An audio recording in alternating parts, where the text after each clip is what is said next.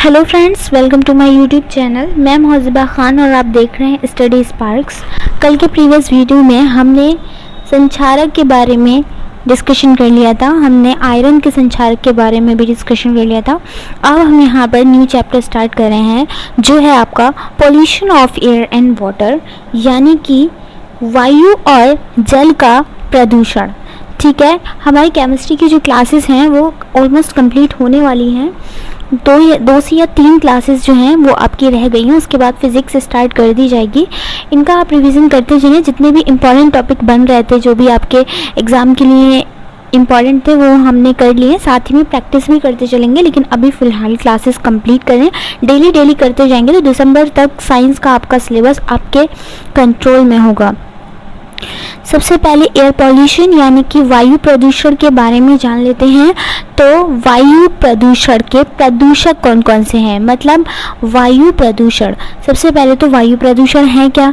आपकी जो एयर है, जो आपके एटमॉस्फेयर में पाई जाती है, उसके अंदर विषैली गैसों का हो जाना, यही आपका वायु प्रदूषण है। क्योंकि अगर वायु के अंदर विषैली गैसें होंगी तो उसी के कारण से हमें हेल्थ इश्यूज़ होना शुरू हो जाएंगे, वही वायु प्रदूषण होते हैं।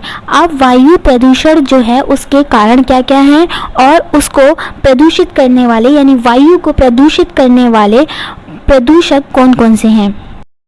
तो यहाँ पर कुछ प्रदूषक गैसों के नाम मैंने लिखे हैं, पॉल्यूटेंट्स के नाम लिखे हुए हैं। पहला है SO2 यानी कि सल्फर डाइऑक्साइड। सल्फर डाइऑक्साइड जो थी उसके बारे में एक पहली प्रीवियस कोई क्लास थी, उसमें हमने अम्लीय वर्षा एसिड रेन के बारे में डिस्कशन किया था।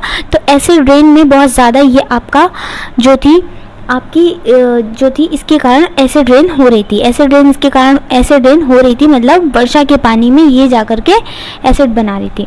अब यहाँ पर रहता है NO2 यानी कि नाइट्रोजन डाइऑक्साइड, CO यानी कि कार्बन मोनोऑक्साइड। ये ईंधन के आंशिक दहन के कारण उत्पन्न होती है। ये वाली गैस कौन सी? Carbon monoxide. और ये बहुत ज़्यादा हानिकारक होती है। ये क्या करती है? ऑक्सीजन के प्रेजेंस को कम करके खुद हमारे बॉडी में जो हीमोग्लोबिन पाया जाता है हमारे रक्त के प्लाज्मा में, उससे क्रिया करके ये एकदम साइलेंट किलर की तरह ख़त्म कर देती है इंसान को। चौथी आ जाती है CO2 यानी कि कार्बन डाइऑक्साइड। कार्बन डाइऑक्साइड जो होती है ईंधन वगैरह के जलने से निकलती है। CH4 यानी कि मीथेन। CF3 chlorofluorocarbon. क्लोरोफ्लोरोकार्बन जो है ऐसी कोई भी गैस, मतलब ये एक पर्टिकुलर गैस का नाम नहीं है, ऐसी कोई भी गैस जिसके अंदर आपका क्लोरीन है, फ्लोरीन है एंड कार्बन है, वो आपकी क्लोरोफ्लोरोकार्बन के अंतर्गत आएगी। और ये जो होती है घरों में गर्मी में AC लगा हुआ है, आपके घर में फ्रिज है जिसको रेफ्रिजरेटर भी बोला जाता है, उसमें आपकी ये वाली गैस निकलती है। तो सबसे पहले CO यानी कि कार्बन मोनोऑक्साइड के बारे में डिस्कशन कर लेते हैं, जो कि साइलेंट किलर है और जो कि आपकी किसके लिए उत्तरदायी है? तो एयर पॉल्यूशन यानी कि वायु प्रदूषण के लिए उत्तरदायी गैस है, यानी कि वायु प्रदूषण हो रहा है इस गैस के कारण से। इसके बारे में जान लेते हैं। जीवाश्म ईंधनों के आंशिक दहन। जीवाश्म ईंधनों के आंशिक दहन के फलस्वरूप बनता है, कौन बनता है? तो कार्बन मोनोऑक्साइड यानी कि CO बनता है और इसे साइलेंट किलर भी कहा जाता है। साइलेंट किलर इसलिए कहा जाता है कि ये एकदम से दम घोट के व्यक्ति को पता भी नहीं चलता अगर वो सो रहा है। तो कभी कभी आपने सुना होगा सर्दियों के दिनों में हम क्या करते हैं, अपने घरों में अंगीठियाँ जलाते हैं और रूम से टेम्परेचर बाहर ना निकले या बाहर का ठंडा टेम्परेचर अंदर ना आए और रूम में गर्मी बनी रहे, इस कारण से रात में अपनी अंगीठी जलाई और सो गया कोई व्यक्ति है, मान लिया। ऐसे केसेस सुनने में आते हैं, न्यूज़पेपर में आते हैं, TV में आपने सुने होंगे न्यूज़ में।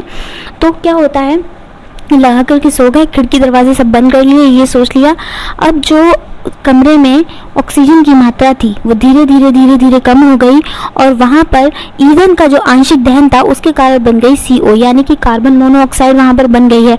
अब इस कार्बन मोनोऑक्साइड ने हमारे शरीर के रक्त के प्लाज्मा में उपस्थित जो हीमोग्लोबिन है HB, जिसके कारण से हमारे रक्त का कलर भी लाल होता है, उस हीमोग्लोबिन के साथ इसने क्रिया कर ली और इसने जो है दम घोट करके व्यक्ति को ख़त्म कर दिया और वो सोता रह गया और किसी को पता भी नहीं चला, उसे ही पता भी नहीं चला। अगर उसे बाई चांस होश आया भी होगा तो उसके अंदर इतनी ताकत नहीं होगी कि वो उठ करके दरवाज़ा खोल दे। और बाहर से ऑक्सीजन आ नहीं रही थी, अंदर ऑक्सीजन की जो है कमी हो गई कार्बन मोनोऑक्साइड से।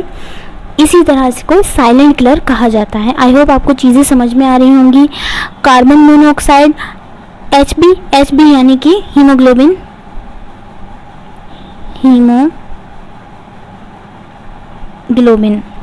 हीमोग्लोबिन से ऑक्सीजन की तुलना में 200 गुना अधिक आसानी से क्रिया करता है या बंधता है। यानी कि हमारा जो हीमोग्लोबिन है, ठीक है, हमारा जो हीमोग्लोबिन है ये बना हुआ है Hb, सही है। ये ऑक्सीजन, यहाँ पर मैंने बनाई CO और यहाँ पर मैंने बनाई CO2।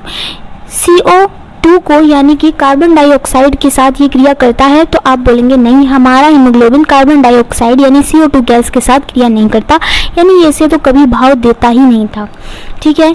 ये ऑक्सीजन के साथ क्रिया करता है, तो आप बोलेंगे बिल्कुल सही, हमारे शरीर में जो हीमोग्लोबिन पाया जाता है, हमारे रक्त में पाया जाता है, वो ऑक्सीजन गैस के साथ क्रिया करता था।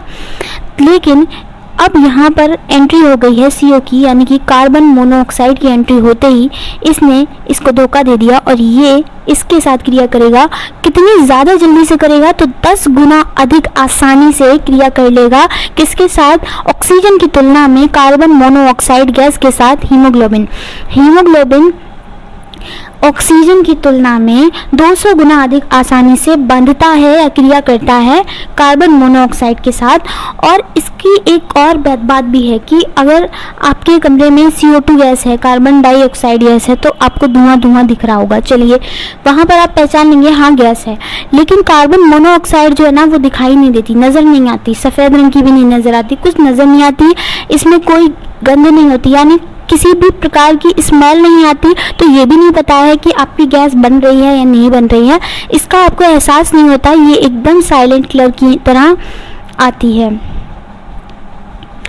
अब जैसे कि ये है C यानी कि कार्बन ने किसी के साथ क्रिया की? O2 यानी कि ऑक्सीजन के साथ, और क्या बना लिया? CO2। ये इसका क्या मतलब है? यानी कि ईंधन है, वो ईंधन के आंशिक दहन से बनती है आपकी कार्बन मोनोऑक्साइड। अब यहाँ पर कार्बन की क्रिया ऑक्सीजन के साथ करवाई जा रही है और यहाँ पर आपकी सफिशिएंट मात्रा है ऑक्सीजन की हवा में, यानी हवा में आपकी सफिशिएंट मात्रा है ऑक्सीजन की, तब तो आपकी कार्बन डाइऑक्साइड बनेगी। अगर कार्बन की क्रिया ऑक्सीजन के साथ करवाई जाए और ऑक्सीजन की एक सफिशिएंट मात्रा हो, ठीक है, लेकिन अगर कार्बन की क्रिया ऑक्सीजन के साथ करी जाए और इनसफिशिएंट मात्रा हो इन एयर, यानी कि ऑक्सीजन की इनसफिशिएंट मात्रा हो हवा में, तो उस कंडीशन में आपकी कार्बन मोनोऑक्साइड बन जाएगी, यानी कि ईंधन के आंशिक दहन से। पूरी तरीके से जो है ईंधन दहन नहीं हुआ है, उस कंडीशन में आपकी CO बन जाएगी, यानी कि कार्बन मोनोऑक्साइड बन जाएगी। जब हवा में ऑक्सीजन की पर्याप्त मात्रा होती है, जब हवा में ऑक्सीजन की पर्याप्त मात्रा होती है यानी कि सफिशिएंट मात्रा होती है, तो वह क्रिया कार्बन के साथ क्रिया करके CO2 बनाती है। परंतु जब कार्बन हवा में उपस्थित इनसफिशिएंट मात्रा ऑक्सीजन की उसके साथ क्रिया करता है तो CO बनता है, यानी कि कार्बन मोनोऑक्साइड गैस बन जाती है, जो कि एक विषैली गैस है, जो कि साइलेंट किलर है, ठीक है। अब ये बने हुए हैं O2, CO और CO2, यानी कि O2 यानी कि ऑक्सीजन, CO यानी कि कार्बन मोनोऑक्साइड, CO2 यानी कि कार्बन डाइऑक्साइड गैस। इन तीनों गैसेस में Hb यानी कि हीमोग्लोबिन सबसे पहले क्रिया CO के साथ करेगा। CO2 को तो वो ऑलरेडी ध्यान नहीं दे रहा था, ऑक्सीजन के साथ हाँ कर रहा था, लेकिन ऑक्सीजन के सामने आ गई है CO यानी कि कार्बन मोनोऑक्साइड, तो हीमोग्लोबिन जो है ऑक्सीजन की तुलना में पूरा 200 गुना अधिक ऑक्सीजन की तुलना में CO के साथ क्रिया कर लेगा। अब यहाँ पर पढ़ लेते हैं, सर्दियों में अंगीठी रूम में जलाने पर, कमरा बंद करके सोने पर कमरे में उपस्थित O2 की मात्रा जो कि हमारे रक्त में उपस्थित है Hb के साथ क्रिया करती है, बट O2 की कमी होने से CO Hb से क्रिया करने लगेगा और इसी कारण से दम घुट करके मौत हो जाएगी। ये भी इम्पॉर्टेंट पॉइंट है, इसको भी नोट करते चलिएगा। ईंधन के आंशिक दहन से कार्बन मोनोऑक्साइड यानी कि CO गैस बनती है और ये एक विषैली गैस है, ये एक साइलेंट किलर है। और ऊपर एक और भी बात आई थी कि अपर्याप्त मात्रा से CO बनती है और पर्याप्त मात्रा से कार्बन डाइऑक्साइड बनती है। ऑक्सीजन किसके साथ क्रिया कर रहा था, तो कार्बन के साथ क्रिया कर रहा था। कार्बन मोनोऑक्साइड पॉइजनिंग में, यानी कि अगर किसी व्यक्ति को कार्बन मोनोऑक्साइड पॉइजनिंग हुई है, यानी कि उसको कार्बन मोनोऑक्साइड के कारण से उसकी मौत हुई है, तो सबसे पहले उसके साथ क्या क्या घटनाएं होंगी अगर वो जाग रहा है। सबसे पहले सरदर्द हुआ, हेडेक हुआ उसको, उसके बाद उसको नौजिया हुआ। नौजिया मतलब होता है जी मतलाना। फिर उसको चक्कर आए, फिर उसको चक्कर आने के बाद उसको सांस लेने में दिक्कत हुई, यानी उसको ब्रीथिंग में प्रॉब्लम हुई। फिर वो बेहोश हो जाएगा और इसी हालत में जो है उसकी मौत हो जाएगी। तो आप अंदाज़ा लगा सकते हैं कितनी ज़्यादा खतरनाक ये गैस है। और इस तरीके से आपको एक चीज़ और क्लियर हो जानी चाहिए कि आपको ये सर्दियों के मौसम में बहुत ज़्यादा ध्यान रखने की ज़रूरत होती है कि हम कोई ऐसा काम ना करें, क्योंकि बहुत सारे ऐसे केसेस सर्दियों में सुनने में आते हैं कि अंगीठी अंदर जलाई और फिर उसके बाद वहाँ पर डेथ हो गई। अब यहाँ पर आ जाता है आपका ग्लोबल वार्मिंग या and green house effect. Global warming क्या है एंड ग्रीन हाउस इफेक्ट क्या है, इसके बारे में भी अच्छा खासा यहाँ पर हम डिस्कशन करेंगे। ये क्या है, ये है सन, ये हमारा सूरज है और यहाँ से लाइट आ रही है। लाइट किस रूप में आ रही है, तो यहाँ से हीट आ रही है। हीट और लाइट यानी ऊष्मा और प्रकाश के रूप में कौन सी रेज में आ रही है, तो इंफ्रारेड रेज में आती है, यानी कि अवरक्त किरणों में। सूर्य का प्रकाश अवरक्त किरणों के रूप में आता है, पृथ्वी तक आता है। किस रूप में आता है, अवरक्त किरणों के रूप में। ठीक है, सूर्य से किरणें अवरक्त रूप में आती हैं। किस रूप में आती हैं, अवरक्त रूप में आती हैं, सूर्य का प्रकाश आता है। ठीक है, इसको समझने के लिए हमें इसको थोड़ा सा ऐसे समझना चाहिए। अब ये आया यहाँ पर, ये अर्थ है, अर्थ पर आया, लेकिन अर्थ के ऊपर आपको ये डैश में ये वाली जो हैं ये आपको नज़र आ रही होंगी, जो मैंने इस तरीके से बना रखी हैं, ब्लैक ये वाली ये लेयर किसकी है, तो ये है हमारे वायुमंडल में, ये एटमॉस्फेयर है आपका।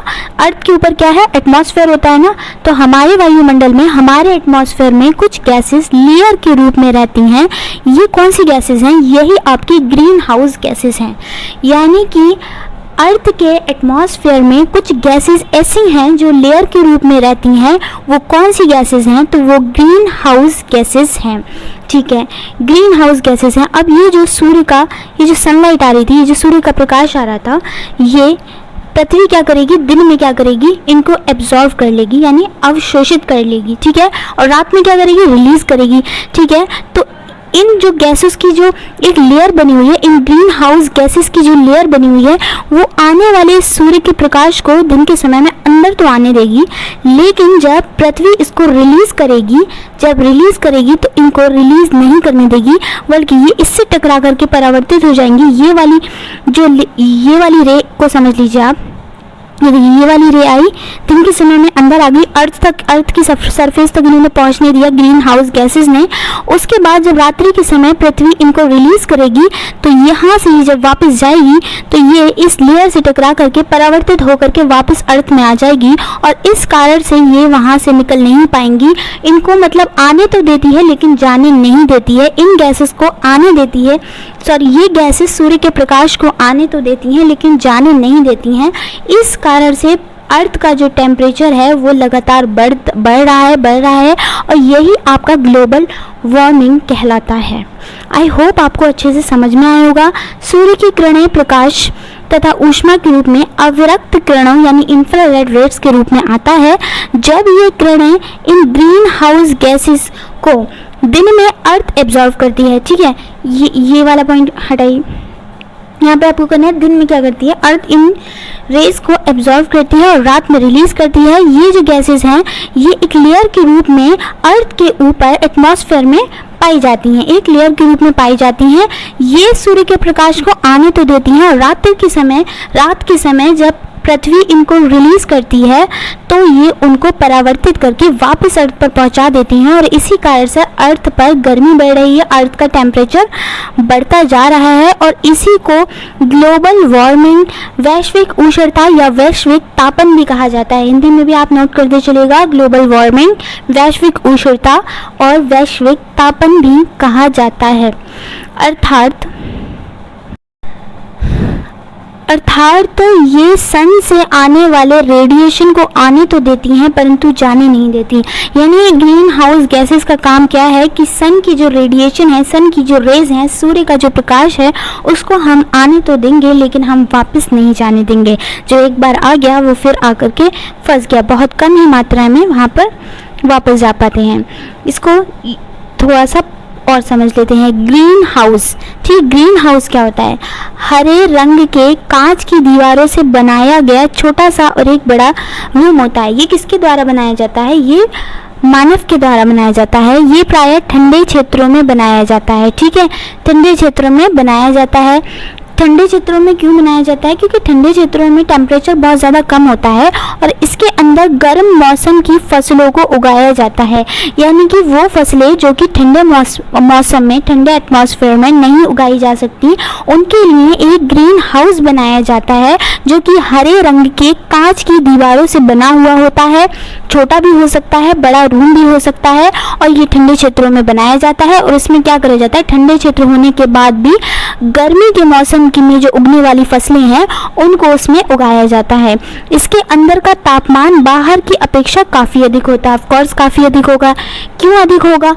अंदर तो गर्मी है, बाहर तो ठंड है। क्यों होगा इसको भी समझ लेते हैं। क्योंकि इसकी कांच की जो दीवारें हैं वो सौर विकिरण यानी कि सूरज के रेडिएशन को अंदर प्रवेश करने देती हैं, किंतु इनसे उत्पन्न ऊष्मा को बाहर बहुत कम निकलने देती हैं। यानी कि ये क्या करती हैं? इसकी जो कांच की दीवारें होती हैं वो सूरज की जो रोशनी आ रही है, सूरज की जो रेडिएशन आ रहा है, सूरज की जो किरणें आ रही हैं, उनको ये अंदर तो प्रवेश करने देती हैं लेकिन उनको बाहर बहुत कम मात्रा में निकलने देती हैं। इसी कारण से जो कमरे का यानी ग्रीन हाउस का जो आपका टेम्परेचर है वो ज़्यादा रहता है और बाहर का जो एटमॉस्फेयर है वो आपका ठंडा रहता है, निकलने देती हैं। इसीलिए अंदर का तापमान बढ़ जाता है और इस प्रकार से जो गर्मी में फसलें उगाई जाती हैं वो आप ठंड के मौसम में ठंडी जगहों पर भी ग्रीन हाउस बना करके गर्मी के मौसम की फसलों को उगा सकते हैं, ठीक है। क्योंकि इसका कांच की दीवारें सौर विकिरण को अंदर प्रवेश करने देती हैं किंतु इनसे उत्पन्न ऊष्मा को बहुत कम मात्रा में बाहर निकलने देती हैं, इसलिए अंदर का तापमान बढ़ जाता है और इस प्रकार हरित गृह प्रभाव कृत्रिम रूप से उत्पन्न किया जाता है। यानी कि अगर आर्टिफिशियल रूप से ग्रीन हाउस बनाया गया है, यही चीज़ तो अर्थ के ऊपर मौजूद वो ग्रीन हाउस गैसेस कर रही थी। सूरज से आने वाला जो प्रकाश था, जो रेडिएशन था, उसको आने तो दे रही थी लेकिन अर्थ जब उनको रिलीज करना चाह रही थी तो उसको बराबर से परावर्तित करके वापस ला रही थी, जिस कारण से अर्थ का तापमान बढ़ रहा था और उसको हम वैश्विक तापन या ग्लोबल वार्मिंग बोल रहे थे। वही चीज़ यहाँ पर बताई जाती है। ग्रीन हाउस ये होते हैं ताकि विपरीत मौसम में भी आगामी फसलों और सब्जियों का उत्पादन किया जा सके। इस कारण से कृत्रिम ग्रीन हाउस बनाए जाते हैं और यही आपके मानव द्वारा निर्मित होते हैं। यही चीज़ वहाँ पर भी हो रही थी। अब ग्रीन हाउस गैसेस कौन कौन सी हैं जिनकी लेयर एटमॉस्फेयर में, पृथ्वी के ऊपर जो स्थित हमारा वायुमंडल है उसमें एक लेयर के रूप में रहती हैं जो कि ग्रीन हाउस गैसेस कहलाती हैं। उनके नाम हैं CO2 है। CO2 जो होती है आपके एटमॉस्फेयर में 60% पाई जाती है। कितनी ज़्यादा ग्रीन हाउस इफेक्ट यानी ग्लोबल वार्मिंग के लिए जिम्मेदार गैस है। CH4 यानी कि मीथेन आ जाती है जो कि 30% पाई जाती है। CFC जो कि आ जाती है 14%। और यहाँ पर आ जाती है N2O नाइट्रस ऑक्साइड आ जाती है 6% तक। CFC होती है क्लोरोफ्लोरोकार्बन। क्लोरोफ्लोरोकार्बन एक पर्टिकुलर गैस का नाम नहीं है, मैं आपको पहले ही बता सकती हूँ। ऐसी कोई भी गैसेस है जिसके अंदर क्लोरीन है, जिसके अंदर फ्लोरीन है, जिसके अंदर कार्बन है, वो आपकी CFC के अंतर्गत आएगा। ओजोन आ जाता है इसके अंदर। ओजोन के बारे में भी, ओजोन लेयर भी आपको ध्यान आया होगा जो कि समताप मंडल में पाया जाता है, उसके बारे में भी आगे की क्लासेस में डिस्कशन करेंगे। और वाटर वेपर यानी कि जल वाष्प भी आपकी ग्लोबल वार्मिंग के लिए जिम्मेदार है और ग्रीन हाउस गैसेस ये हैं आपकी। इसको पढ़ लेते हैं। यदि ग्रीन हाउस इफेक्ट नहीं होता, अब आप लोग ये सोच रहे होंगे कि अगर ग्रीन हाउस इफेक्ट नहीं होता तो क्या होता। तो ग्रीन हाउस इफेक्ट नहीं होता तो अर्थ का तापमान बहुत कम होता, जिससे जीवन संभव नहीं होता। यानी अगर ग्रीन हाउस इफेक्ट नहीं होता तो अर्थ का टेम्परेचर इतना ज़्यादा कम हो जाता कि उस पर जीवन ही संभव नहीं होता। इसलिए इसका होना भी ज़रूरी है, लेकिन इसकी बहुत ज़्यादा मात्रा जो है वो अर्थ पर गर्मी बढ़ा रही है, अर्थ का टेम्परेचर बढ़ा रही है, जो कि हार्मफुल है। यदि ये बढ़ जाए तो अर्थ का टेम्परेचर बढ़ जाता है, इसलिए इसको मेंटेन करना नहीं है। इसके लिए बहुत सारे अंतर्राष्ट्रीय लेवल पर सौदे किए गए हैं, बहुत सारी कस्में उठाई गई हैं, उनके बारे में भी डिस्कस करेंगे। क्योटो प्रोटोकॉल है, और भी आ जाते हैं, उनके बारे में भी डिस्कशन करेंगे। और पृथ्वी पर पहुंचने वाली लगभग 75% सौर ऊर्जा पृथ्वी की सतह द्वारा अवशोषित कर ली जाती है। यानी कि लगभग सूर्य से जो 75% तक सौर ऊर्जा रेडिएशन आ रहा है वो पृथ्वी की सतह द्वारा 75% तक अवशोषित एब्जॉर्व कर लिया जाता है, जिससे इसका तापमान बढ़ रहा है, क्योंकि ये बाहर नहीं जाने दे रही हैं। जो ग्रीन हाउस गैसेस वायुमंडल में एक लेयर के रूप में रहती हैं और शेष ऊष्मा वायुमंडल में चली जाती है। यानी कुछ मात्रा ऐसी है जो कि रिफ्लेक्ट होकर के वापस चली जाती है, पर ये गैसेस ऐसा नहीं होने देती, ये गैसेस ऐसा होने नहीं दे रही हैं। इसी कारण से अर्थ का टेम्परेचर बढ़ रहा है। आई होप आपको आज की क्लास पसंद आई होगी। पसंद आई होगी तो लाइक कर दीजिए, कमेंट सेक्शन में आकर ज़रूर बताइएगा आपको वीडियो कैसी लगी। एंड आपकी क्लासेस लगातार चल रही हैं, बायोलॉजी की क्लास अपलोड की जा रही है, केमिस्ट्री कंप्लीट होने वाली है।